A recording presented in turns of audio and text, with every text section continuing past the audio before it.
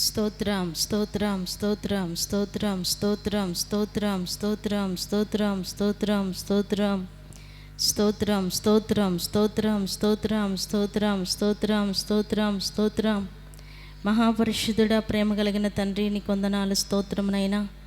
గడిచిన కాలమంతా మీ రెక్కల నీడలో దాచి ఆరోగ్యం ఇచ్చి ఆయుష్కాలమును పొడిగించి ఈ పునరుద్ధాన దినమందు నీ పరిశుద్ధమైన ఘనమైన నామమును స్తుతించటానికి తండ్రి మీ సన్నిధిలోనికి మమ్మల్ని అందరిని కూడా సమకూర్చినందుకు స్తోత్రం చెల్లిస్తున్నాం. కరెంటును, సిస్టమును, వాతావరణాన్ని మీరు స్వాధీనపరచుకున్నందుకు వందనాలు చెల్లిస్తున్నాం. మందిరములో అడుగుపెట్టుచున్న ప్రతి బిడ్డను మీరు ఆశీర్వదించి దీవించండి. కూడి వచ్చిన నీ బిడ్డలందరిని బట్టి నీకు స్తోత్రం అయ్యా. ఇంకా రావాల్సిన బిడ్డలను త్వరగా తీసుకుని రండి. వారి ప్రయాణం అంతట్లో మీరు తోడయ్యుండి క్షేమంగా తీసుకొస్తున్నందుకే స్తోత్రం చెల్లిస్తున్నాం. పాటల ద్వారా, వాయిద్యముల ద్వారా మీ నామానికి మహిమ తెచ్చుకొనండి అయ్యా. నీకు స్తోత్రం నైనా. ఆరాధన ద్వారా మీరే మహిమను పొందండి. సాక్ష్యముల ద్వారా, కీర్తన భాగము ద్వారా అయ్యా మీ నామానికి మహిమ తెచ్చుకోమని ప్రార్థిస్తున్నాం. మందిరములో అడుగుపెట్టుచున్న ప్రతి బిడ్డను మీ ఆత్మ స్వాధీనములోనికి తీసుకొనండి అయ్యా. నీకు స్తోత్రమునైనా. నిన్ను స్తుతించి వారి ఆత్మతో సత్యముతో నిన్ను స్తుతించి ఆరాధించుటకు సహాయం చేయండి. మీ దాసుల నోట మీ వాక్కులను ఉంచండి.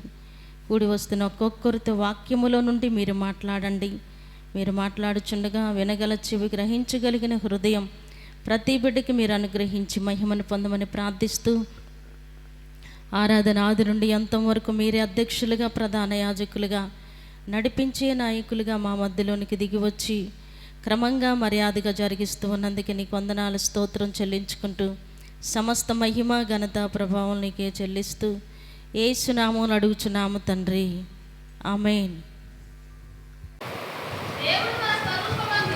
దేవుడు తన మన స్వరూపమందు మన పోలిక చొప్పున నరులను చేయుదము.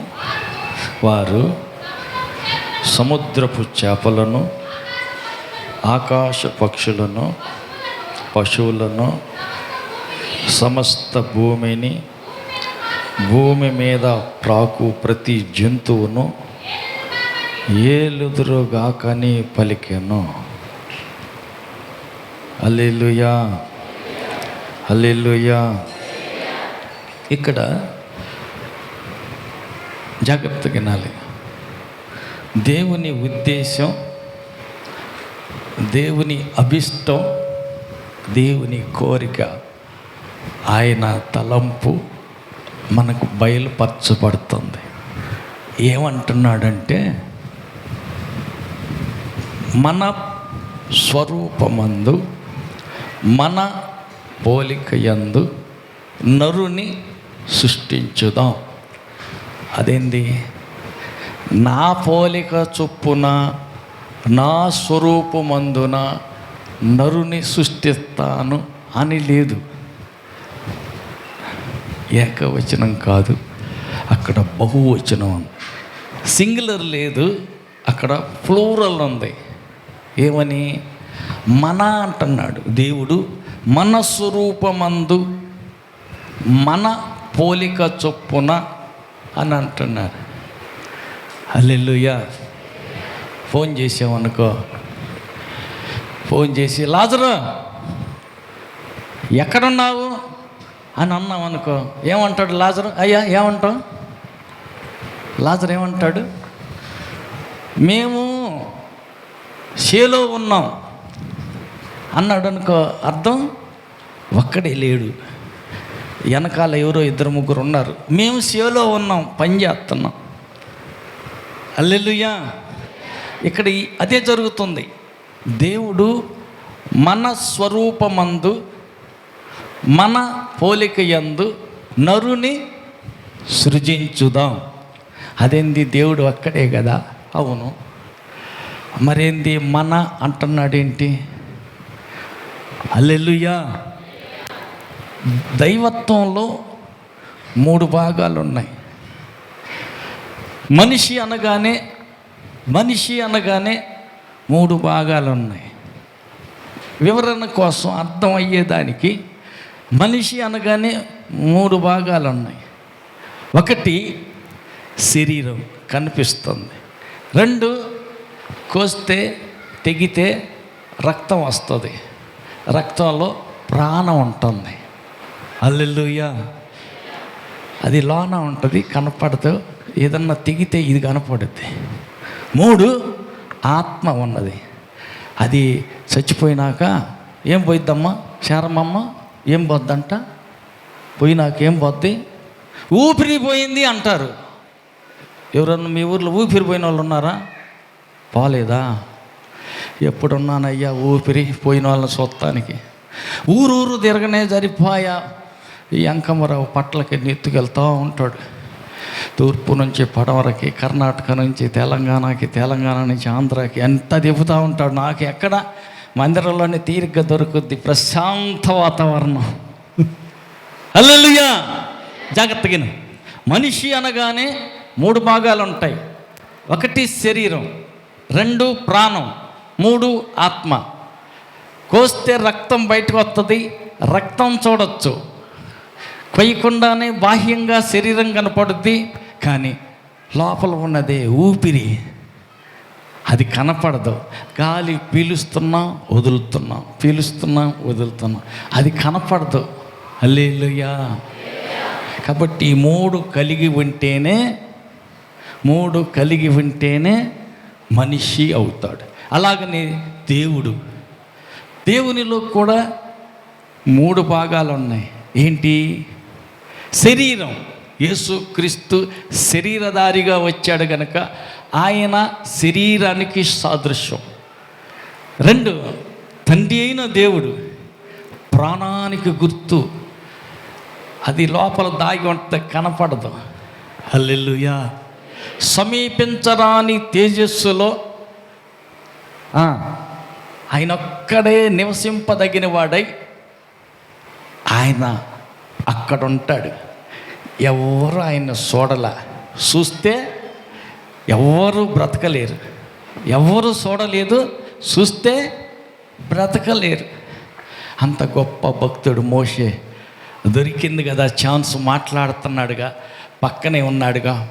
ఆశ కలిగింది దేవుడు ఎలా ఉంటాడో చూద్దామని.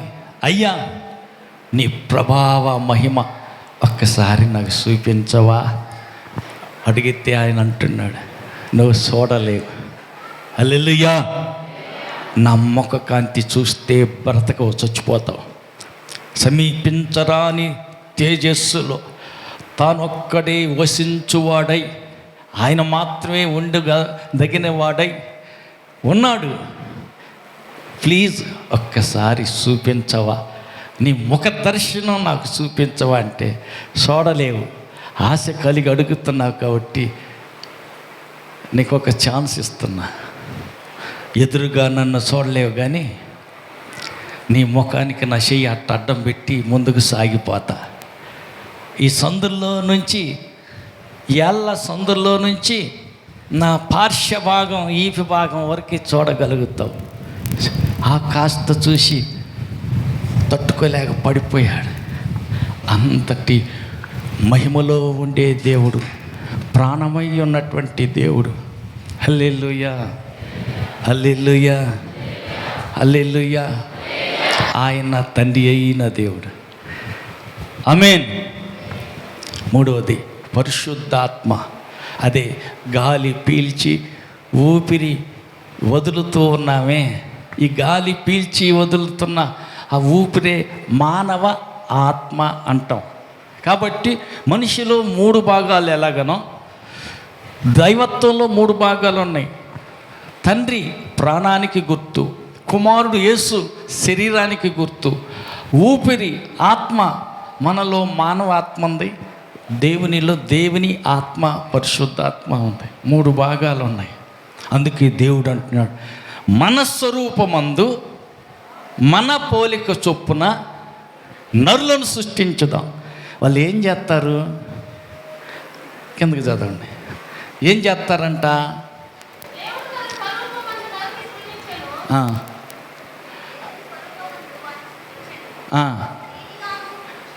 అట్ట కాదు.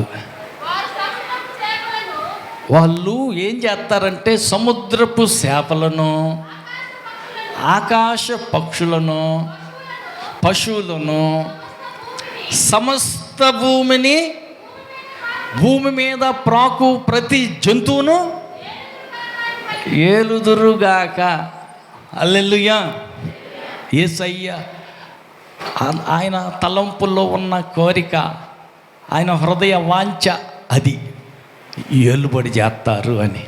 హల్లెలూయా. పక్క వాళ్ళతో చెప్పండి, దేవుడు నిన్నొక ఉద్దేశంతో పుట్టించాడు, నిన్నొక ఆశతోటి కన్నాడు, ఆ ఉద్దేశం నెరవేర్చాలి. హల్లెలూయా. హల్లెలూయా. పక్క వాళ్ళతో చెప్పండి, నిన్ను ఎందుకు పుట్టించాడో ముందు తెలుసుకో. ఆయన పుట్టించిన దానికోసం ఆ పనే చెయ్యి. ఏ ఉద్దేశంతో పుట్టించాడో ఆ పనే చెయ్యి, వేరే పని చేయగాకు. హల్లెలూయా. హల్లెలూయా. కాబట్టి మనల్ని ఒక్కొక్కరిని వ్యర్థంగా వేస్ట్గా బియ్యం పుచ్చిపోతాయని, పండిన బియ్యం వేస్ట్ అయిపోతాయని పుట్టిలా ఒక ఉద్దేశం ఉంది. నిన్ను భూమి మీద వేసిన దానికి ఒక ఉద్దేశం ఉంది. ఆయన తలంపుల్లో నువ్వు ఉన్నావు. ఆ ఉద్దేశంతో పుట్టించాడు. పుట్టించిన ఉద్దేశం నెరవేరే వరకు నిన్ను విడిచిపెట్టడు. హల్లెలూయా. అయితే మనం ఏం చేయాలంట? నన్ను ఏ ఉద్దేశంతో పుట్టించావయ్యా? నన్ను ఎందుకోసం భూమి మీద పడేసావయ్యా? ఏ పని కోసం నన్ను ఇక్కడ పెట్టావయ్యా? హల్లెలూయా. హల్లెలూయా. హల్లెలూయా. అది కనుక్కోవాలా, అది అర్థం చేసుకోవాలా. హల్లెలూయా. హల్లెలూయా. దేవుని ఉద్దేశం ప్రకారం దేవుని భూమి మీద నిన్ను పుట్టించాడు. పుట్టించిన ఉద్దేశం నెరవేరిస్తే సంతోషిస్తాడు, ఆనందిస్తాడు. నిన్ను బట్టి ఆయన ఉత్సహిస్తాడు. ఒక రోజున యేసు ప్రభు బాప్తిసం తీసుకున్నాడు. నీటిలో నుంచి బయటకు వస్తుంది. యేసు ప్రభు దేహం బయటకు వస్తుంది. పైనుంచి ఆత్మ పావురవ రూపాన వచ్చి దిగి వచ్చాడు. హల్లెలూయా. పరలోకం నుండి ఒక శబ్దం వినపడుతుంది. 3:17 చూడమ్మా, మత్తయి సువార్త.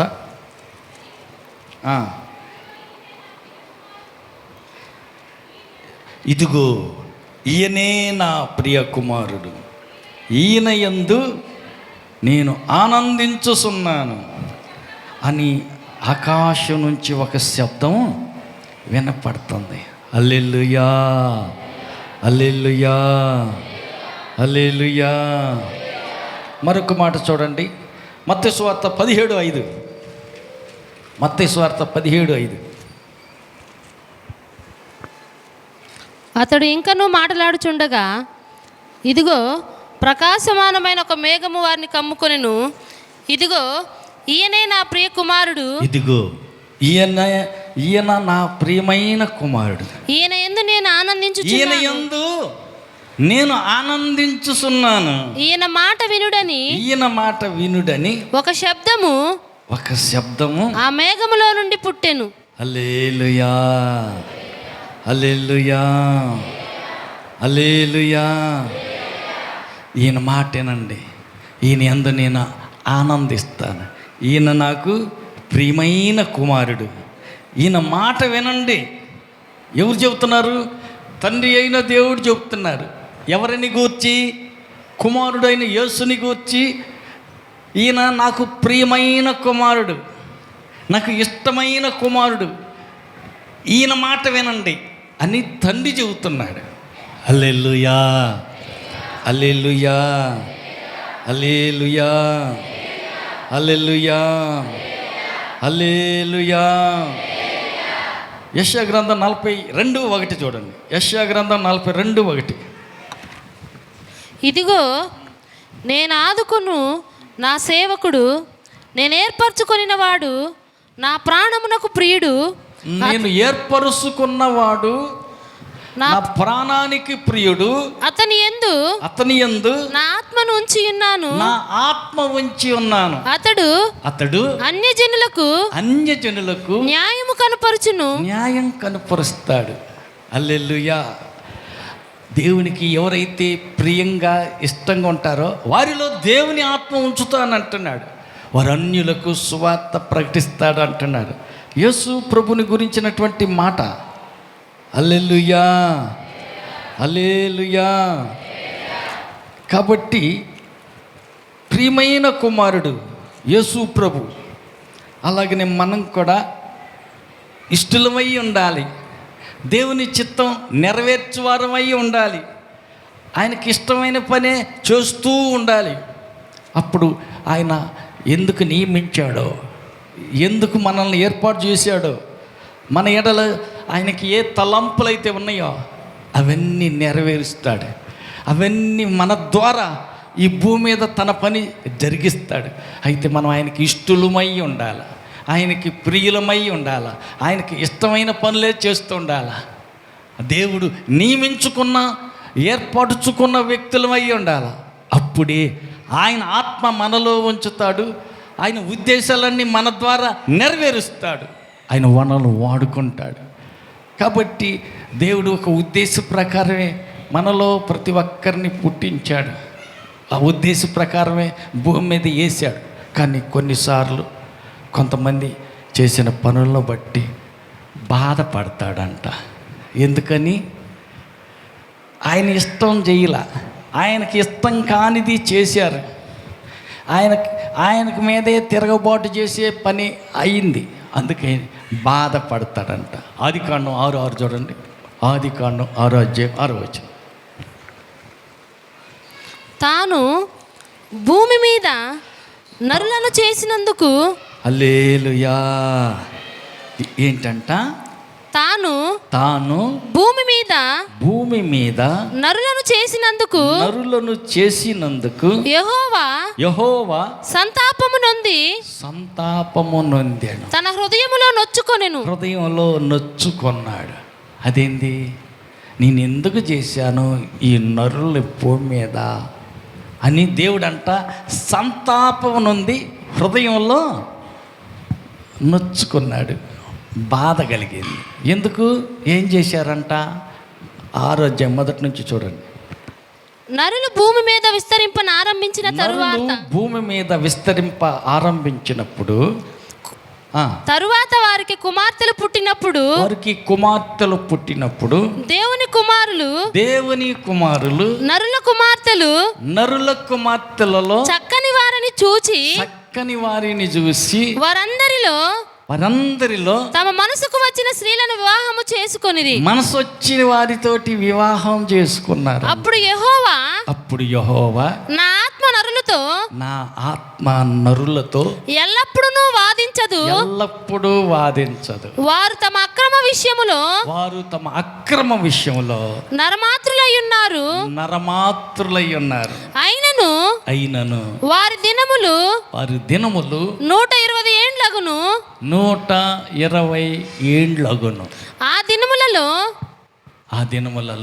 నెఫీలను వారు భూమి మీద నుండిరి. తరువాతను ఉండిరి. దేవుని కుమారులు నరుల కుమార్తెలతో పోయినప్పుడు వారికి పిల్లలను కనిరి. పూర్వకాలమందు పేరు పొందిన శూరులు వీరే. నరుల చెడుతనము భూమి మీద గొప్పదనియు వారి హృదయం యొక్క తలంపులలోని ఊహ అంతయు ఎల్లప్పుడూ కేవలము చెడ్డదనియు యెహోవా చూచి తాను భూమి మీద నరులను చేసినందుకు యెహోవా సంతాపము నొంది తన హృదయములో నొచ్చుకొనెను. చాలా పక్క వాళ్ళతో చెప్పండి. దేవుడు ఎందుకు సంతాపం చెందాడు? హృదయంలో ఎందుకు నొచ్చుకున్నాడు? చెప్పండి. పక్కన వాళ్ళతో చెప్పండి. అడిగిన వాళ్ళకి పక్కన వాళ్ళతో మీరే చెప్పండి. ఎందుకంట విన్నారు కదా, చదివింది విన్నారు కదా, ఇప్పుడు చెప్పండి వాళ్ళకి కారణం ఫలానా అని. హల్లెలూయా. ఏలుబడి చేస్తారని ఆయనని కొని ప్రభుత్వాలుగా నియమించి ఆకాశ పక్షులను భూమృగాలను జలశరాలను, భూమి అంతటిని ఏలుబడి చేసే ఏలికలుగా ఉండాలని ఆసక్తి కలిగి ఆయన ప్రేమతో ప్రియమైన బిడ్డలుగా తనకు ప్రియులుగా ఉంటారని చేస్తే కేవలం నరులు ఏం చేశారు? చెడుతనం చేశారు. భూమి మీద చెడుతనం విస్తరించిపోయింది. ఆ చెడుతనాన్ని చూశాడు. వాళ్ళు చేసిన చెడుగుని చూసి పశ్చాత్తాపడ్డాడు. నేను ఎందుకు చేశాను రయ్యలని బాధపడ్డాడు. హృదయంలో నొచ్చుకున్నాడు. నరులను సృష్టించినందుకు ఆయన బాధపడ్డాడు, పశ్చాత్తాపడ్డాడు. హల్లెలూయా. పక్క వాళ్ళతో చెప్పండి, దేవుణ్ణి ఏడ్పించే వ్యక్తివి కాదు కదా, ప్రియమైన బిడ్డగానే ఉంటున్నావు కదా, ఆయనకి ఇష్టురాలుగానే ఉన్నావా, ఇష్టం లేనిది ఎక్కడన్నా చేస్తున్నావా? ఆలోచించు. హల్లెలూయా, హల్లెలూయా, హల్లెలూయా. కాబట్టి దేవునికి ఇష్టమైన బిడ్డలుగా ఉంటే ఆయన ఎంపిక చేస్తాడు, ఏర్పాటు చేస్తాడు, తన ఆత్మతో నిన్ను నింపుతాడు. ఏ ఉద్దేశంతో పుట్టించాడో ఆ ఉద్దేశం నెరవేర్చే వరకు నిన్ను విడిచిపెట్టడు. ఉదాహరణకి ఫిలిస్తీన్ల సమూల నాశనానికి దేవుడు ఎవరిని పుట్టించాడు? బ్రదర్స్, ఫిలిస్తీన్ని సమూలంగా నాశనం చేస్తానికి దేవుడు ఒక వ్యక్తిని పుట్టించాడు. అతను పుట్టిన ఉద్దేశమే అది. ఎవరయ్యా? సురేష్ బాబు అయ్యా? సమూయేలా? సౌలా? హల్లెలూయా. రాజు సాంసోను. గట్టిగా చప్పట్లు కొట్టండి.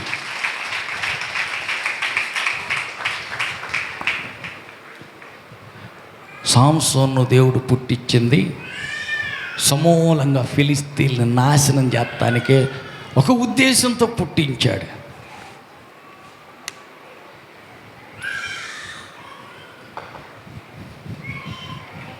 హల్లెలూయా. పక్క వాళ్ళని అడగండి, మరి పుట్టించిన ఉద్దేశం నెరవేరిందా? హల్లెలూయా. నెరవేర్చాడా? ఇష్టడుగానే ఉన్నాడా? హల్లెలూయా. కొన్నిసార్లు దేవుని తలంపుల వేరు, మన తలంపుల వేరు.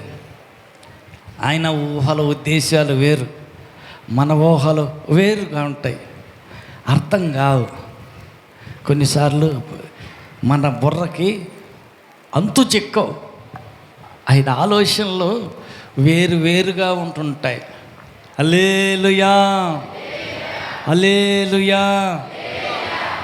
కాబట్టి దేవుడు దేనికోసం అయితే పుట్టించాడో, పుట్టించిన ఉద్దేశం నెరవేర్చడం కోసం ఈయన ఎక్కడికి వెళ్ళాల్సి వచ్చింది? హల్లెలూయా. ఆత్మచేత ప్రేరేపించబడి అక్కడికి వెళ్ళాల్సి వచ్చింది. ఎక్కడికి? ఢిల్లీలో వాళ్ళ ఊరికి వెళ్ళాల్సి వచ్చింది. హల్లెలూయా. అదేంది ఆత్మ ప్రేరేపించడం? అట్ట ప్రేరేపిస్తాడు? అసలు ఏమన్నా ఉందా? ఏమ్మా ఎంగట రక్తమా ఎవడన్నా ఉంటుంది అసలు? హల్లెలూయా, హల్లెలూయా. కొన్నిసార్లు దేవుని ఉద్దేశాలు, దేవుని ఐడియాలు, దేవుని ఆలోచనలు అర్థం కావు. మన పిట్ట మెదడుకి ఎట్ట అర్థమైద్దంటే అది వేరే ఇంకొక రకంగా అర్థమైంది. ఏమంట? పచ్చ కామెరలా, ఎర్ర కామెరలా ఏదో అంటారు కదా అయ్యా సాయిబాబా. పచ్చ కామెరలేనా? కామెరలు వచ్చిన వాడికి అంత పచ్చగా ఉంటుంది అంటారు. ఇంకొక మాటలో చెప్పాలి. అంతేగా అంటే చెప్పబో, వాడి కళ్ళు పచ్చగా ఉన్నాయి కాబట్టి చూసిందంతా పచ్చగానే ఉంటుంది. దూరంగా ఎందుకు? ఆ రూమ్లో లాజర్ బ్రదర్ లైట్ ఒకటి పెట్టాడు. ఒక లైట్ ఒకటి పెట్టాడు. అదే ఆరిపోయిందా ఏంది? ఇది రావట్లేదా? అప్పుడు అది అక్కడక్కడ వస్తుంది చూడండి, బ్లూ లైట్ లాంటిది. ఇప్పుడు వెలుగుతుంది అది. ఈ బ్లూ లైట్ లాంటిది ఒక స్విచ్ ఒకటి ఉంటుంది. అది వేసామనుకో, మనం ఏ కలర్ చూసినా కానీ ఆ కలర్లో కనపడదు. ఇది ఇంకొక రకమైన కలర్లో, వేరే కలర్లో లాగా కనపడదు. ఇదేం తిట్టగా ఉంది కలర్? హల్లెలూయా. ఒరిజినల్ కలర్ కనపడదు, ఇంకొక కలర్లా కనపడుద్ది. అట్టనే మనుషుల దృష్టికి కొన్నిసార్లు అతను చేసింది తప్పు, ఏం చేసింది తప్పు. హల్లెలూయా, హల్లెలూయా. ఉదాహరణకి ఒకసారి 5 కుర్రోళ్ళు కలిసి ఆఫ్రికా ఖండంలో మనుషులు బెక్క తినే వాళ్ళ మధ్య సువార్త చెప్పడానికి వెళ్ళారు. ఈ 3 వ్యక్తులు ఆడికి వెళ్ళి, ఆ 5 వ్యక్తులు వెళితే సువార్త చెబుదాం, దేవుని వర్తమానం పంచుదాం, మనసు మార్చుకొని దేవుని నమ్ముకోమని చెబుదామని అక్కడికి వెళ్తే వాళ్ళు ఏం చేశారు, రా దగ్గరికి రా దగ్గర రాని పట్టుకొని తీసుకెళ్ళి ఒక్కొక్కడిని కాలు చేతులు కట్టేసి బతికొండగానే కింద మంటేసి తగలబెట్టి కాలిపోయి చచ్చిపోయి అంత అయిపోయిన తర్వాత కాలొకళ్ళు చెయ్యొకళ్ళు పీక్కొని కొరుక్కుని తినేసేసారు, చచ్చిపోయారు. పాప 5 చచ్చిపోయారు. ఈ వార్త వాళ్ళ భార్యలుగా తెలిసింది. వాళ్ళల్లో ఒక అమ్మాయి త్యాగం చేసింది. నా భర్త ఎక్కడ చచ్చిపోయాడో, దేనికోసం మరణించాడో అక్కడికే వెళ్ళి నేను కూడా అక్కడే మరణించనన్నా మరణిస్తా, లేకపోతే కొన్ని ఆత్మలైనా రక్షిస్తా. నా భర్తే దేవుని కోసం త్యాగం చేసి మాడి మసి అయిపోగా నేనెందుకు పోకూడదు అని చెప్పి తీర్మానం చేసింది. అమ్మాయి తిక్కలదానా, నీకేమన్నా అర్థం అవుతుందా? ఈ పిల్లల గతి ఏమవుతుంది? సత్తానికని పోతున్నాను అంటున్నావే, నువ్వు చస్తే మీ ఆయన అంటే పోయాడు, నువ్వు కూడా పోతే ఈ పిల్లల గతి ఏంటి? దేవుడు చూసుకుంటాడు. మైండ్ పోయిందానా, పిచ్చిదానా, ఎర్రిదానా, ఎన్నెన్నో అన్నారు, చాలా అన్నారు. లోకం కదా, శరీర రీతిగా ఆలోచించి ఆ అమ్మాయి చేస్తుంది తిక్కల పని అని, మంచి పని కాదని చాలా మాటలు అన్నారు. ఎవరి మాట లెక్క చేయలే. ఆ అమ్మాయి నేరుగా వెళ్ళిపోయింది. ఎక్కడైతే వాళ్ళ భర్త చనిపోయి కాల్చుకొని తినబడ్డాడో అక్కడికే వెళ్ళింది. హల్లెలూయా. ప్రార్థనాపూర్వకంగా వెళ్ళింది, కనిపెట్టి వెళ్ళింది, దర్శనం ప్రకారం వెళ్ళింది, దేవుని సెలవు ప్రకారం వెళ్ళింది, దేవుని పిలుపు మేరకు అక్కడికే వెళ్ళింది. వాళ్ళలాగా వెళ్ళాల. మరి ఎట్ట వెళ్ళిందంట? హల్లెలూయా. పిల్లలు తినటానికి బిస్కెట్లు, చాక్లెట్లు, ఐకాసిన అన్నీ కొనుక్కొని వాళ్ళ గుడిసెలు అక్కడెక్కడో ఉన్నాయి. ఈ సంచుల మూటలన్నీ ఇక్కడ పెట్టుకుంది. 4 చాక్లెట్లు 4 బిస్కెట్లు తీసుకొని మెల్లిగా వెళ్ళి పిల్లలు ఆడుకుంటూ ఎగురుకుంటూ అటు వస్తుంటే రే ఇర్రండ్రా అని పిలిచి 4 చాక్లెట్లు తలా ఒక బిస్కెట్ ప్యాకెట్ అట్లా ఇచ్చింది. అవి తినుకుంటా ఎగురుకుంటా వెళ్ళిపోయారు. రేపు రండి మళ్ళీ అని ఇక్కడే చోటన నక్కి ఆమె అక్కడే మోకరించి ప్రార్థన చేస్తూ ఉంది. మరుసటి రోజు వచ్చారు. వచ్చిన పిల్లలందరికీ ఏం చేసింది, ఆమె తీసుకెళ్ళిన గౌన్లు, ఇంకేంటి అమ్మ సమాధానం, ఇంకేం తీసుకెళ్ళింది, చొక్కాలు, గౌన్లు, వీళ్ళకి సాక్సులు, బూట్లు అవి తీసుకెళ్ళి ఇవన్నీ పిల్లలకి తగిలిచ్చి పంపించింది. వెళ్ళారు. ఒరే ఎక్కడేరా మీకు ఇవన్నీ, నిన్నేమో హల్లెలూయా. ఒక దేవతలాగా ఆమెను చూసుకుంటున్నారు. కానీ మనుషుల దృష్టికి అమ్మ చేసిన పని తిక్కల పనిలాగా అనిపించవచ్చు. అర్థం లేక తెలివి తక్కువ చేసింది అన్నట్టుగా ఉంటుంది. మనుషులు చంపుతారంటే మొండిగా మూర్ఖంగా పోయింది, ఎంత మూర్ఖత్వం కలిగిన మనిషి అని మనుషులు అంటారు. కానీ దేవుని దృష్టి వేరు, ఆయన ప్రణాళిక, ఆయన ఉద్దేశం వేరు. కాబట్టి దేవుడు ఉద్దేశం లేకుండా నిన్ను పుట్టించలా, ఏదో ఒక ఉద్దేశం ఉంది. నిన్ను ఈ భూమి మీద పెట్టిన దానికి ఒక కారణం ఉంది. ఆ కారణంతో దేవుడు నిన్ను నియమించాడు, ఇక్కడ పెట్టాడు. అది నెరవేర్చాలంటే నీకు నీవుగా ఆయనకి ఇష్టడుగా ఉండాలి. అందుకే యేసు ప్రభు విషయంలో అంటాడు, ఈయన నా ప్రియమైన కుమారుడు, ఈయన యందు నేను ఆనందిస్తున్నా. ఈయన మాట ఏనండి, ఈయనలో నా ఆత్మను ఉంచుతా, ఎవరిలోనైతే దేవుడు తన ఆత్మను ఉంచుతాడో ఆత్మ ద్వారా ఏం జరుగుతాయి? అసాధ్యమైంది సాధ్యం అవటం జరుగుతుంది. ఆమేన్. అందుకని ఆత్మ స్వాధీనంలోనికి రావాలి. దేవుని పరిశుద్ధాత్మ పరిపాలనలోనికి మనం చేరాలి. అప్పుడే ఆయన ఉద్దేశాలు సఫలం కాగలుగుతాయి. ఆయన విషయంలో అంటాడు కదా, నేను ఎల్లప్పుడూ దేవునికి ఇష్టమైన పనులే చేస్తున్నాను గనక నిన్ను ఎప్పుడు ఒంటరిగా అనాదిగా విడిచిపెట్టాడు. యోహాను సువార్త 17వ అధ్యాయంలో ఆ మాట ఉంటుంది. మనం ఎప్పుడు కూడా దేవునికి ఇష్టమైన పనులే చేయాలి. ఇష్టం లేని పనులు చేశామా ఏం చేస్తాడు? విడిచిపెడతాడు, వదిలిపెడతాడు. మనల్ని వదిలిపెట్టి వేరే దూరంగా వెళ్ళిపోతాడు. పక్క వాళ్ళకి చెప్పండి, దేవుడికి ఇష్టమైన పనే చెయ్యి. దేవునికి ఇష్టం కాని పని ఏదీ చెయ్యొద్దు. హల్లెలూయా. అబ్రహాము వాళ్ళ సొంత ఊరు విడిచిపెట్టడం అన్నదమ్ములకి ఎవరికి ఇష్టం లేదు. అది దేవునికి ఇష్టమైంది. విడిచిపెట్టి వచ్చాడు. వచ్చినందువల్ల విశ్వాసులైన వారందరికీ తండ్రిగా మారిపోయాడు. హల్లెలూయా. స్వయంగా దేవుడే ఇష్టపడుతున్నాడు. నేను అబ్రహాము దేవుణ్ణి, నేను ఇస్సాకు దేవుణ్ణి, నేను యాకోబు దేవుణ్ణి అని చెప్పుకుంటున్నాడు. హల్లెలూయా, హల్లెలూయా. ఎవరన్నా పిల్లలు చెడిపోయారనుకో, పాడైపోయారనుకో, నువ్వు ఎవరు అంటే నేను పలానోడు, నా కొడుకేనా అని చెప్పుకుంటారా? వాడు తాగుపోతాడు, ఎవరు చెడిపోయాడు వాడు.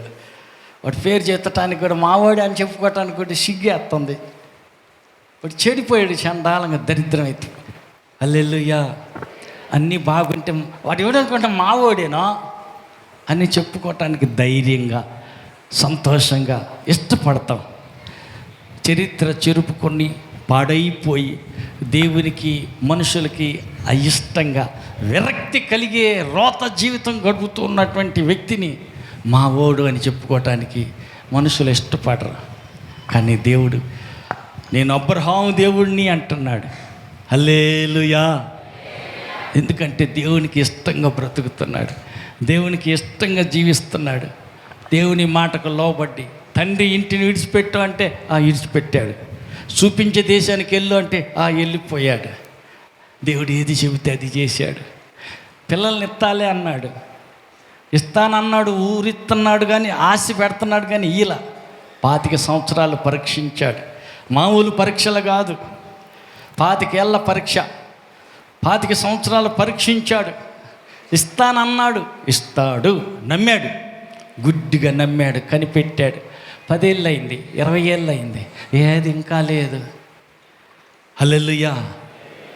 ఒకరోజు దేవుడు కనపడి, ఇసుకు పుడుతుంది శారాకు ఊరుకోక అడవుడి చేసి ఆఖరి ఉంచుకో పిల్లలకు గాను అని అంది. సరే పిల్లలకి అన్నా కానీ ఆయనకు ఆశ ఒకటి మిగిలింది. దేవుడు కనపడితే అడుగుతున్నాడు, దేవా ఇన్ని ఇచ్చావు, నాకు ఏం ఫలితం? అన్నీ ఇచ్చావు, అందరిని ఇచ్చావు, అంతా బాగానే ఉంది, కానీ ఒక్క కొడుకు లేదు కదా. ఆస్తి అంతా దాసుడైన ఎలియాజరు సొత్తు అయిపోదుగా నేను చచ్చాక. అంతేగా, ఏమిచ్చిన ఏం సుఖం, కొడుకుని లేదు అని నిష్ఠూరం మాట్లాడాడు. నేను సంతానం లేనివాడినైపోతున్నాగా. దమస్కు ఎలియాజరే, సమస్తం ఆ ఎలియాజరే నా ఇంటికి ఆస్తికర్త అయిపోతాడుగా. అబ్రహాము, ఇదిగో నీవు నాకు సంతానం ఇయ్యలేదు కనుక నా పనివారంలో ఒకడు నాకు వారసుడని చెప్పాను.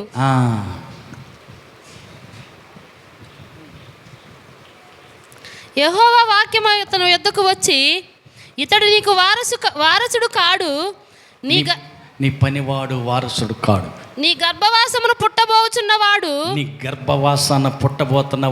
నీకు వారసుడగునని చెప్పాను. నీకు వారసుడు అవుతాడు అని చెప్పాడు. మరియు ఆయన వెలుపలికి అతన్ని తీసుకొని వచ్చి, ఒకరోజు నిద్రలో మాట్లాడి గుడారంలోంచి బయటికి తీసుకొచ్చి పై చూడు అన్నాడు. నీవు ఆకాశం వైపు తేరి చూచి, పైకి చూడు అన్నాడు.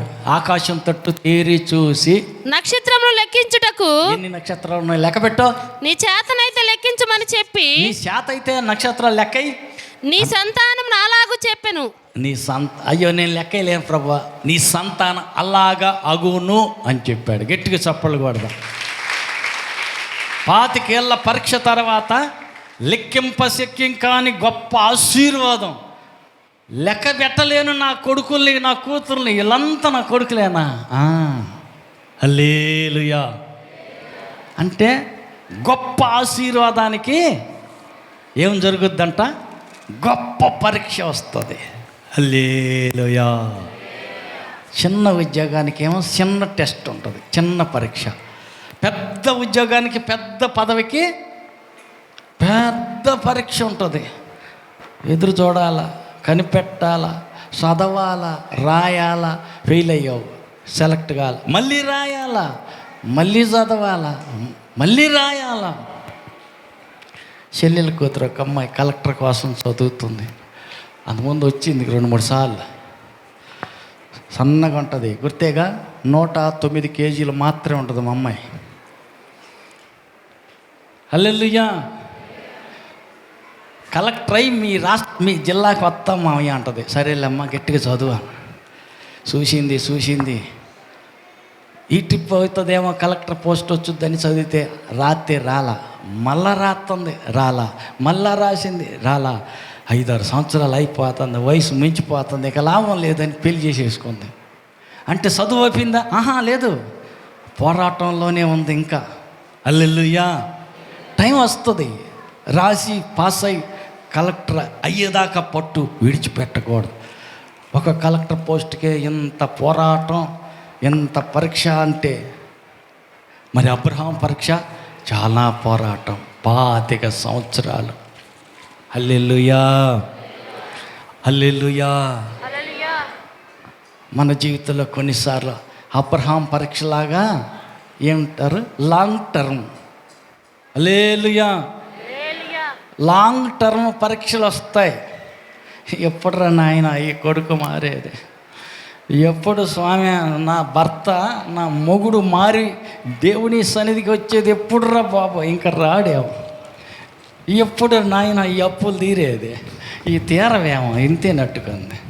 ఈ జబ్బు తగ్గేది ఎప్పుడు, ఎన్నాళ్ళు ఎన్ని మందులు వాడాలా, చచ్చేది ఈ జబ్బుతోటే చస్తానేమో, తగ్గదేమో. లేదు, ఆలస్యం అవుతుంది. లాంగ్ టర్మ్ పరీక్షలాగా దీర్ఘకాలం నీ సమస్య అలాగే ఉన్నది. ఆశ వదులుకోవద్దు, నిరాశ పడద్దు.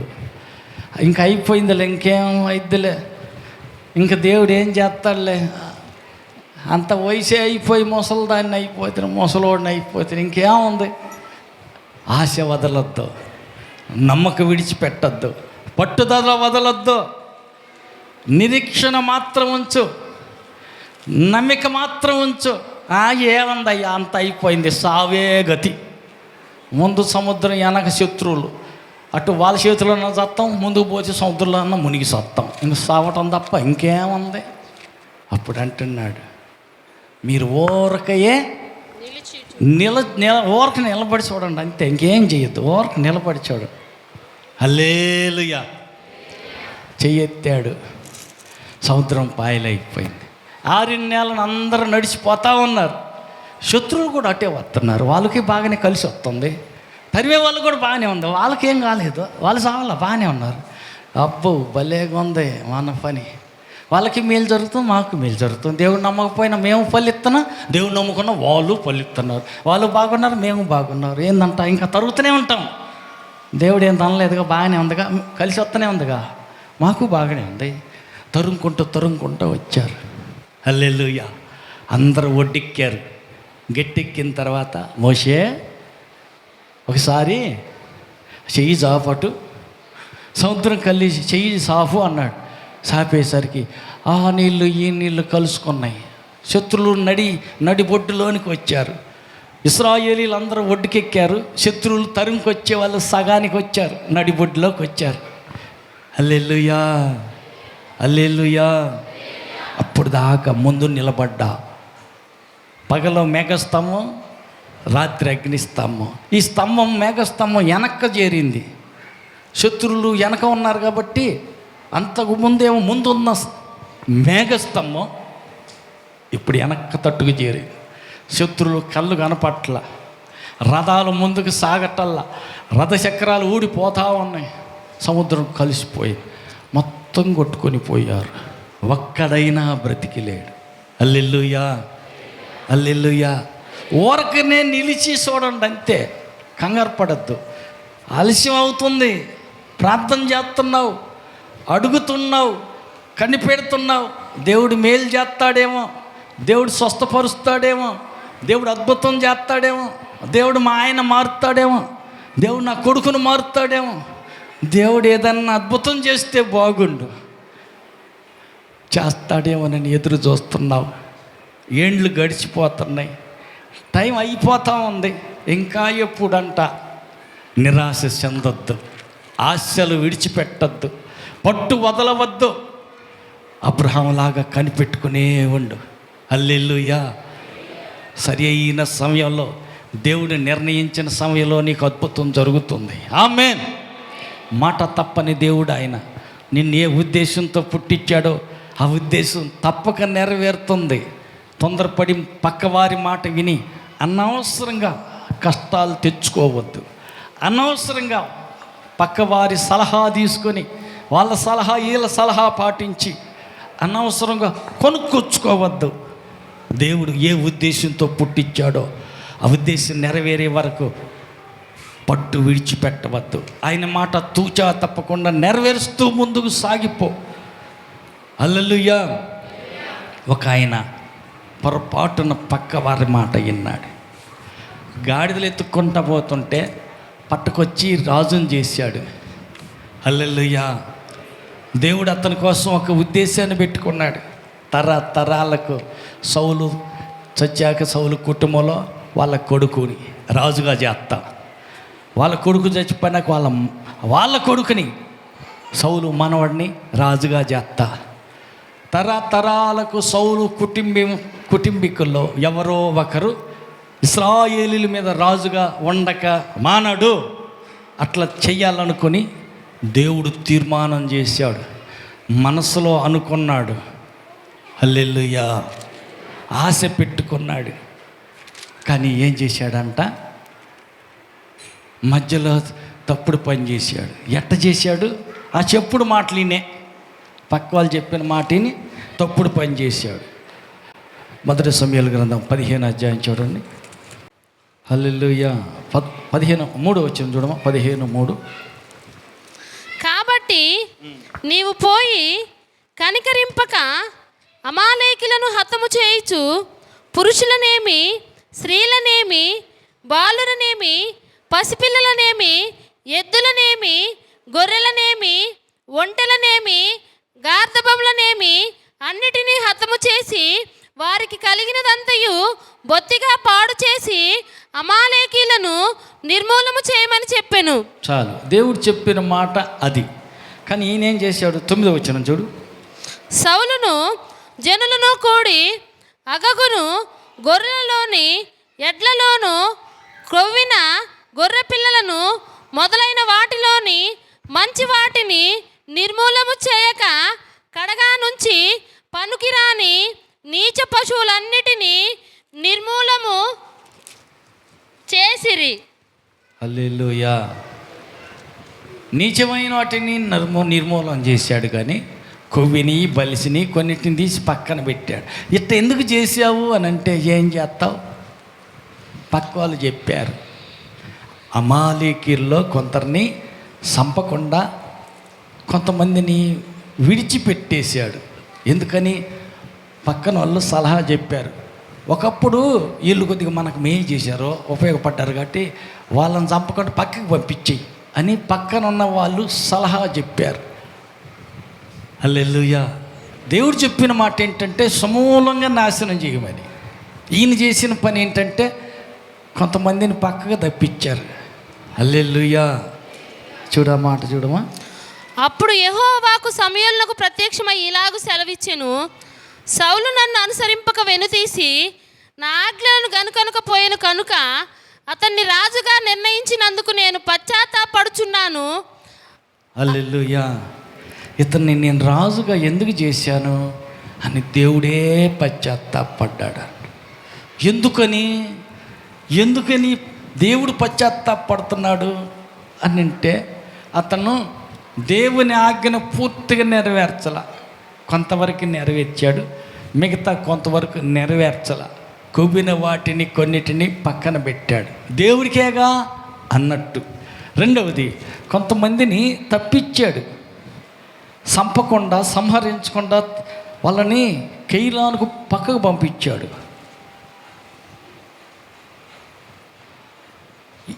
ఎందుకు పంపించావు బాబు అంటే ఆయన అంటున్నాడు, ఒకప్పుడు వాళ్ళు మనకు మేలు చేశారు, ఉపయోగపడ్డారు.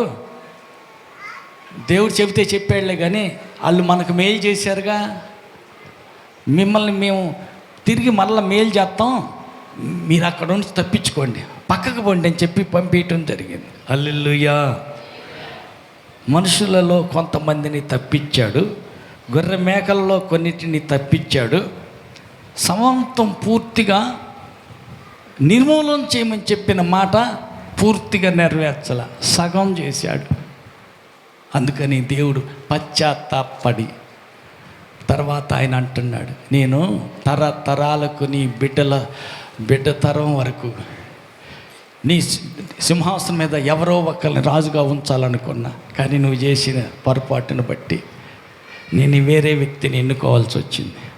హల్లెలూయా. పక్క వాళ్ళతో చెప్పండి, వందనాలు. దేవుడు నీకు అప్పగించిన పని ఆయనకి ఇష్టడిగా ఉండి ఆయన చెప్పిన పని పూర్తిగా నెరవేర్చు. హల్లెలూయా. ఆ సగం చేశానుగా, వద్దు, సగం కాదు, శాంతం నెరవేర్చు. అప్పుడు దేవునికి ఇష్టడిగాను ఇష్టురాలుగాను, దేవుడు నియమించిన వ్యక్తిగాను, దేవుడు తన ఆత్మతో నింపే వ్యక్తిగాను నీవు ఉండగలుగుతావు. దేవుడు తన ఆత్మతో నిన్ను ఎప్పుడైతే నింపుతాడో అప్పుడేం జరుగుద్ది, ఆత్మ నీలోనికి వచ్చినప్పుడు సర్వ సత్యలోకి దేవుడే నిన్ను నడిపిస్తాడు. ఆమేన్. ఆత్మ నీలో ఉంటుంది కాబట్టి ఇది తప్పు, ఇది ఒప్పు, నీలో అంతరంగంలో ఉండి ఆత్మ నిన్ను గద్దిస్తుంది, హెచ్చరిస్తుంది. తప్పు చేయబోతుంటే ఆపుతుంది, చెయ్యొద్దు, మంచిది కాదు, ఇది తప్పు, ఇది నీకు తగదు, ఆ దారికి వెళ్ళు. ఎటు వెళ్ళాలో, ఏది చెయ్యాలో, ఏది పలకాలో, ఏది పలకకూడదో ఒక్కొక్కటిగా సర్వ సత్యంలోకి నీలో ఉన్న ఆత్మ నిన్ను నడిపిస్తుంది. ఆ ఆత్మ చచ్చిపోయినాక పరలోకం దాకా చేరుస్తుంది. అందుకని మనం దేవుడు ఏ ఉద్దేశంతో పుట్టించాడో ఆ ఉద్దేశం పూర్తిగా తెలుసుకుని ఉండాలి. ఆయన ఏం చెబుతుంది, మన ఎడల ఆయన కలిగిన ఉద్దేశం ఏమైంది జాగ్రత్తగా వినాలా. అటు బైబిల్ చదువుట ద్వారా, ప్రార్థన చేయటం ద్వారా, కళలో దర్శనాల ద్వారా, డైరెక్ట్గా స్వరం ద్వారా దేవుడు మాట్లాడతాడు. హల్లెలూయా. ఆ చదువు రాకపోతే నాతోటి ఏం మాట్లాడతాడు? లేదు, మాట్లాడతాడు. మేడి పళ్ళు ఏరుకుంటా, బరిగొడ్లు కాసుకుంటా, హాయ్ హాయ్ హాయ్ ఇటు తిరుగు హర్ర అంటున్నాడు. అంతలోకి ఆయనకు ఒక స్వరం పడుతుంది. బరిగొడ్లు మేపే ఆయనకు ఒక స్వరం పడుతుంది. హల్లెలూయా. ఇదిగో రాజుగారికి ఈ మాట చెప్పుపో. అదేందయ్యా, నేనా బరిగొడ్లు కాసుకునేవాడిని పోయి రాజుకి ప్రవచనం చెబుతానికి అంత పెద్ద ప్రవక్తన నేను అంతటి గొప్పవాడిని కాదు, నా మాట రాజు లెక్కలు వేసుకుంటాడా, వింటాడా? లేదు, నువ్వు వెళ్ళి చెప్పుపో అన్నాడు. చెప్తే రాజే బెత్తరపోయాడు. అదేంటి, బరిగొడ్లు కాసుకునేవాడు, చదువు లేదు, ఏమి లేదు, పెద్ద జ్ఞాని కాదు, రాజు కాదు, మంత్రి కాదు, ఈయనతోటి దేవుడు మాట్లాడి ప్రవచనం ఎత్తి చెప్పు రాజుకి ఎలా. ఖచ్చితంగా జరిగింది. ఆమేన్. గోసి పెట్టుకుని చేపలు పట్టే పేతురు నీడబడితే రోగులు స్వస్థత పొందారు, సచ్చినోళ్ళు బ్రతికారు, అద్భుతాలు జరిగాయి. చదువు లేదే, లేదు, దేవుని ఆత్మ నడిపింపులో ఉన్నాడు. సర్వ సత్యలోకి నడిపించి ఆత్మ నీలోనికి వస్తే చదువు అక్కర్లేదు. ఆమేన్. ఆయన స్వరం జాగ్రత్తగా విను, సన్నిధిలో కూర్చుని ప్రార్థన చెయ్యి. ప్రభు స్వరాన్ని వినటం అలవాటు పడు. అది దేవుని స్వరమా దెయ్యపు స్వరమా అర్థమవుతుంది. అలవాటు పడితే ఏమైద్ది, టకాన్ పసిగడతావు. రోజు వచ్చే ఫోన్ వచ్చింది, కానీ ఇప్పుడు మారింది. ఏం మారింది? ఫోన్ మారింది. బ్యాలెన్స్ అయిపోయింది. పక్కన పోస్ట్ మాన్యువల్ ఫోన్ తీసుకొని హలో అని అన్నాడు. రాజు ఎవరు ఫోన్ చేస్తారో అయ్యా గుర్తుపడతాడా లేదా? స్వరం రోజు వినే గొంతే కదా. సెల్ ఫోన్ మారింది, నంబర్ మారింది, గొంతు గుర్తుపట్టలేడు. ఎందుకంటే రోజు ఒకసారి 2 సార్లు మాట్లాడుతున్నట్టు రాజు ఫోన్ చేసి హలో ఏం రాజు బాగున్నావా అంటాడు. ఎందుకంటే గుర్తు కదా, పరిచయమైన స్వరం. అట్లాగే నీవు కూడా ప్రభు సన్నిధిలో ప్రార్థనలో గడుపుతూ ప్రభు స్వరాన్ని వినటానికి అలవాటు పడి రోజు దేవుని సన్నిధిలో ప్రార్థనలో దేవుని స్వరం వింటూ అలవాటు పడ్డావంటే హల్లెలూయా. అలవాటు పడ్డావంటే చదువు సంధ్యలు అక్కర్లేదు. హల్లెలూయా. పెద్ద డిగ్రీలు చదువులు ఏం అవసరం లేదు, అందసందాలు అక్కర్లేదు, ఏం అక్కర్లా. అలవాటు పడితే చాలు. అలవాటు పడితే ఆయన స్వరం టకాన గుర్తుపడతా. ఏంది ప్రభా చెప్పు, ఏం చెప్పమంటావు? హల్లెలూయా. మొన్న ఈ మధ్య విజయవాడ కుర్రోడు వచ్చాడు, నేపాల్. మన లాజరయ్య గారు వచ్చారు చూడు, అనిగెలపాడు లాజరయ్య గారు, ఈ కరెంటు పని చేసిన ఆయన. వాళ్ళ కొడుకు కూటంలో కూర్చున్నాడు వెనకాల పోయి. బ్రదర్ నువ్వు లేచి నిలబడు, ఈ నంబర్ ఎవరిదే? ఫోన్ నంబర్ టక చదివేసి నాదేనండి. నీ పేరు సాయి స్టీఫెన్ కరెక్టేనా? కరెక్టేనండి. క్షణాల నుంచి ప్రార్థనకైతే వెళ్తున్నావు కానీ బాప్తిసం తీసుకోవాలా? నిజమేనండి. నువ్వు బాప్తిసం తీసుకొని ఉన్నట్టయితే ఈ పాటికి నిన్ను ఉన్నత స్థితిలో ఉంచాలి. దేవుడు అనుకున్న స్థలంలో నిన్ను నిలబెట్టలయ్యాలా. తక్కువ స్థితిలోనే ఉన్నావు. కారణం ఏంటంటే నువ్వు దేవుణ్ణి పూర్తిగా హృదయంలోకి చేర్చుకోవాలి. బాప్తిసం తీసుకోవటం అశ్రద్ధ చేసావు. నీ నిర్లక్ష్యమే నువ్వు ఈ స్థితిలో ఉండటానికి కారణం. లేకపోతే దేవుడు అనుకున్నది ఇంకొకటి ఉన్నతం, ఇంకా ఎత్తైన స్థితిలో పెట్టాలనుకున్నాడు. అవును, కరెక్టే. హల్లెలూయా. యూట్యూబ్కి వెళ్ళి ఆదాం గ్రేస్ అని కొట్టండి, వచ్చుద్ది. పిల్లోడే, చిన్న పిల్లోడు. హల్లెలూయా. వాస్తవానికి ఇతను నేపాల్, అంతకుముందు భూటాన్ నుంచి వచ్చేవాడు మన దగ్గర ఒక అతను, లోకాస్ తాపా అని. వాళ్ళ ఊరు పక్క ఊరే, ఆ పక్క దేశమే నేపాల్ దేశం నుంచి ఆ కుర్రోడు తెలుగులో కూడా అక్కడక్కడ కొన్ని మాటలు పలుకుతున్నాడు. ఆంధ్రాలో విశాఖపట్నం మధ్యలో ఉంటున్నాడు. మంచి సేవ చేస్తున్నాడు. దేవుడు ఏదన్నా చెప్పమన్నది ఆయన చెవులారా వింటేనే బయటికి చెబుతాడు, లేకపోతే చెప్పడం. హల్లెలూయా. నేను అడిగి చూసా, ఈ స్టీఫెన్ ద్వారా, మన లాజరయ్య గారి కొడుకు ద్వారా అడిగిచ్చా.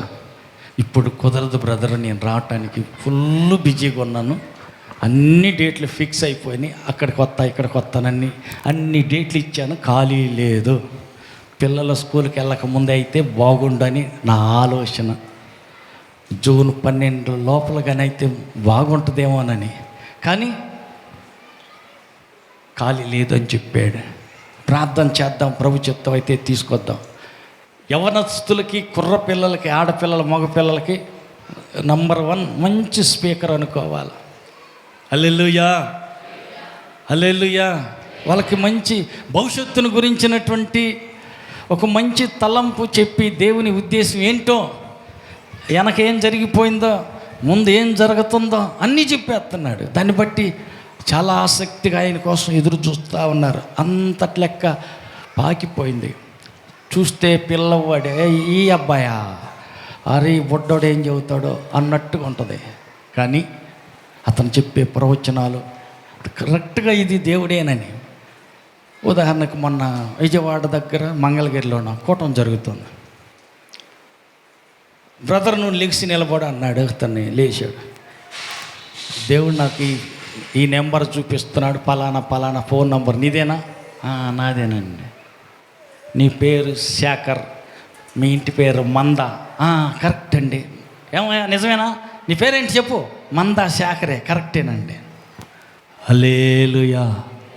ఎవరినైనా ఈయనకాట తెలుసో ఏడవ నేపాల్ నుంచి వచ్చి మొన్నటిదాకా హైదరాబాద్ విశాఖపట్నం అటు తిరిగి సేవ చేస్తా మంగళగిరికి వచ్చాడు. నా పేరు చెప్పాడు, నా ఇంటి పేరు చెప్పాడు, నా ఫోన్ నెంబర్ చెప్పాడు, ఇంకా ఆయన చరిత్ర మొత్తం చదివేసేసాడు. హల్లెలూయా. ఎలా? ప్రార్థనలో కూర్చుని దేవుని స్వరం ఆలకిస్తూ ఉంటే అర్థమైంది. హల్లెలూయా. నేను బాలుడినండి అనద్దో, ఇర్మియా బాలుడిని అనద్దో, నేను చెప్పాను కదా, నేను చెప్పిన మాట వాళ్ళతో చెప్పు, అంతే. ఆమేన్. మనం కూడా అదే పని చేయాలి, ప్రార్థనలో గడపాలి. హల్లెలూయా.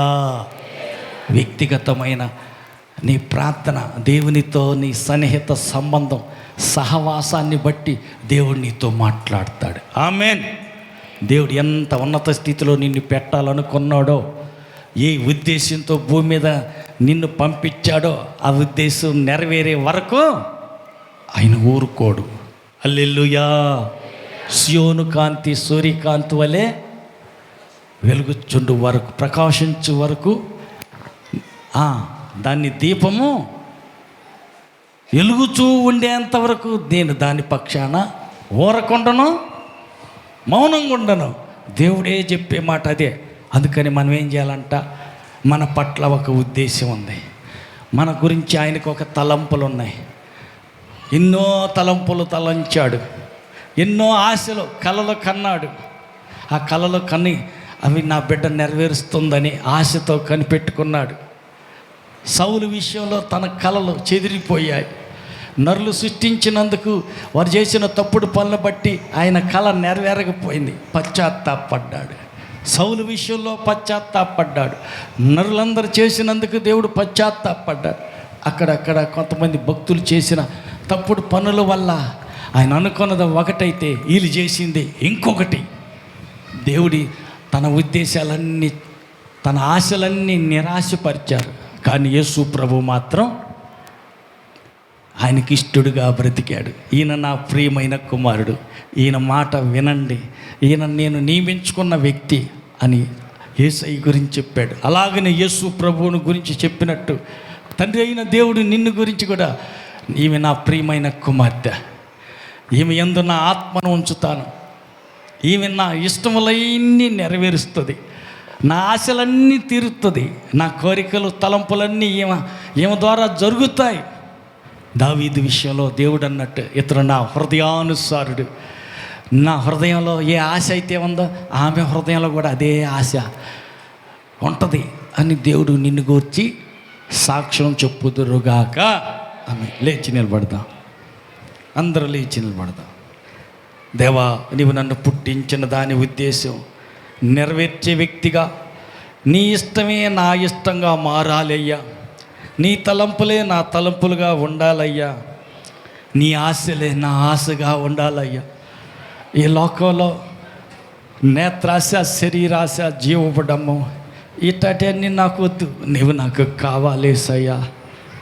నీ తలంపులే నా తలంపులుగా మారునట్టు, నీ మాటే నా మాటగా ఉండినట్టు, నీ చిత్తమే నా చిత్తంగా నెరవేరినట్టు నాకు కృప దయచేయ్యా. నన్ను నీ వలే మార్చయ్యా. నేను నీ బిడ్డనయ్యా, నువ్వు చెప్పింది వింటానయ్యా.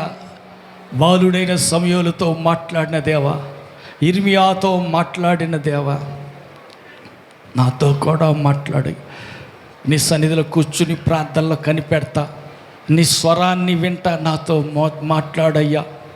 ఎక్కడెక్కడో జరిగే సంగతులు, గూఢమైన సంగతులు, మర్మమైన సంగతులు, గ్రహింపలేని గొప్ప సంగతులు తెలియచేస్తాను. నీవు నాకు మొర్రపెట్టు, నువ్వు మొర్రపెడితే తెలియజేస్తానంటున్నావు.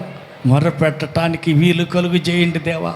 పాదాల పట్టుకొని బ్రతులాడే ప్రార్థన ఆత్మ నాకు దయచేయ్యా. సమయాన్ని వ్యర్థపుచ్చకుండా, వృధాగా సమయాన్ని వేస్ట్ చేసుకోకుండా నీ సన్నిధిలో నీ పాదాలు కన్నీటితో తడిపే వ్యక్తిగా మార్చయ్యా. నీ పాదాల వద్ద కనిపెడితే ఎవరెవరియో గూఢమైన సంగతులు, మర్మమైన సంగతులు, ఎవరు గ్రహించలేని గొప్ప సంగతులు తెలియజేసే దేవుడు నీ ఉన్నావు కనుక నేను నీతోటే సమయాన్ని గడిపి నీ స్వరాన్ని వినే ధన్యత భాగ్యం నాకు కలిగించయ్యా. అడుగుదాం, ప్రార్థన చేద్దాం. దయాళుడైన తండ్రి, నీకు వందనాలయ్యా.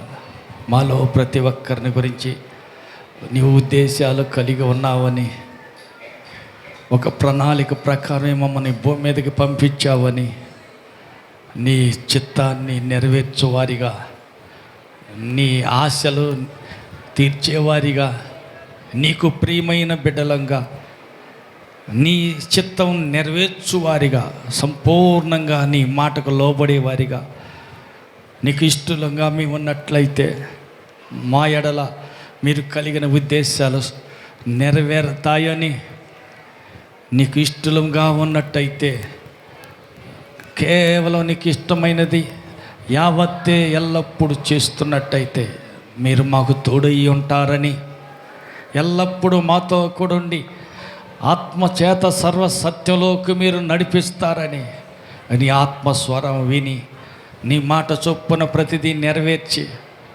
నీ కొరకు ఈ లోకంలో ప్రకాశించే జ్యోతులుగా వెలిగించి ఒక్కొక్కరిని నీ ఉద్దేశాలన్నీ సఫలపరచు వారిగా మార్చుమని ప్రార్థిస్తున్నాం.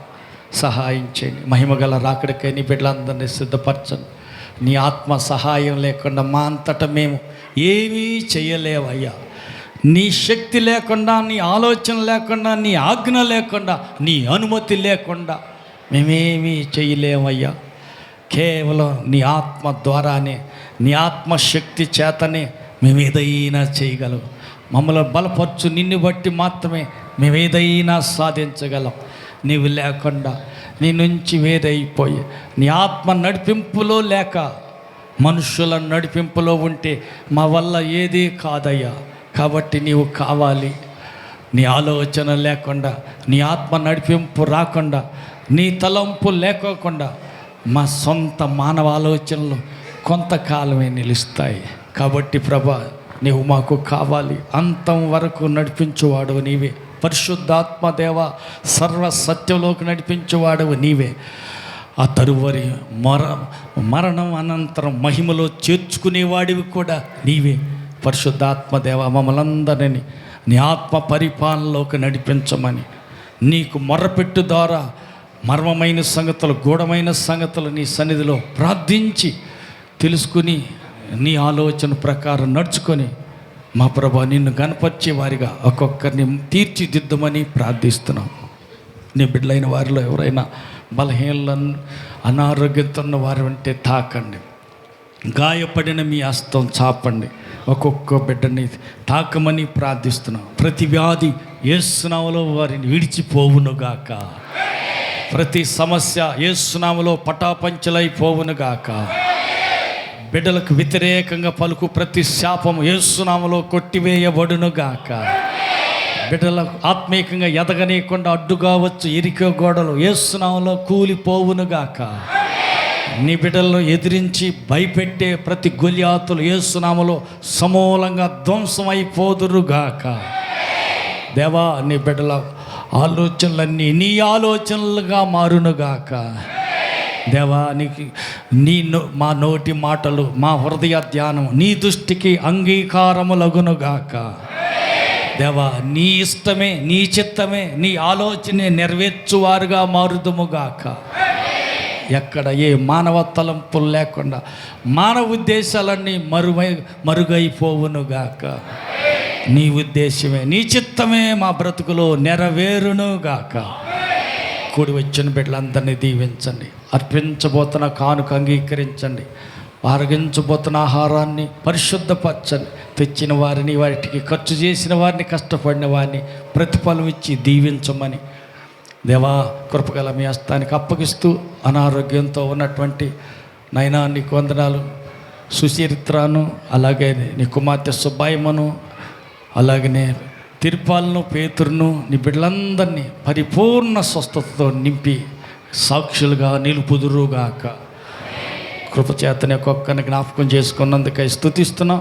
ఈ రాత్రి కలకూర జరుగుతున్న కూటాన్ని మహిమకరంగా జరిగించి సమస్త ఘనత మహిమ మీరు పొందుకోమని, అలాగనే బుధవారం వల్లపల్లి జరుగుతున్న ప్రసాద్ గారి దేవ ఆదరణ కూటం ఆశీర్వాదంగా జరిగించమని, కూడి వచ్చిన నీ బిడ్డలందరినీ పేరు పేరున ఆశీర్వదించి, రాలేకపోయిన బిడ్డలకు క్షమించి, మరో తరుణమైన నీ సన్నిధిలో కనిపెడే ధన్యత భాగ్యం అని కోరుకుంటూ సమస్త ఘనత మహిమ నీకు మాత్రం చెల్లిస్తూ మహిమతో మధ్యాకాశానికి రానయ్యన్న మా ప్రభు రక్షకుడైన యేసు నామంలో చదువుకి సీట్ల కోసం ఎదురు చూస్తున్న పిల్లలకు సీట్లు వచ్చునుగాక, పై చదివి ఉద్యోగాల కోసం కనిపెడుతున్న బిడ్డలకు వారికి ఉద్యోగాలకై ద్వారాలు తెరవబడునుగాక, సంతానం లేని వారికి సంతానం కలుగునుగాక, ఆశించినది వారికి దొరుకునుగాక, కొత్తగా ఇల్లు కట్టుకోవాలని తలుస్తున్న వారికి ఇల్లు కట్టడానికి మీ కృప దయచేదురుగాక.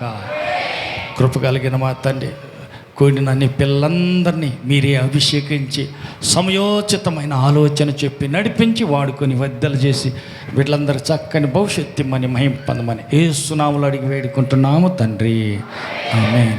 మన ప్రభువైన యేసుక్రీస్తు కృపయు, తండ్రి అయిన దేవుని ప్రేమయు, పరిశుద్ధాత్మని యొక్క అన్యోన్య సహవాసం కూడి వచ్చిన మనకును సర్వలోక పరిశుద్ధులందరికీ సదాకాలం తోడైండి నడిపించునుగాక. ఆమేన్, ఆమేన్. హల్లెలూయా, హల్లెలూయా, ఆమేన్.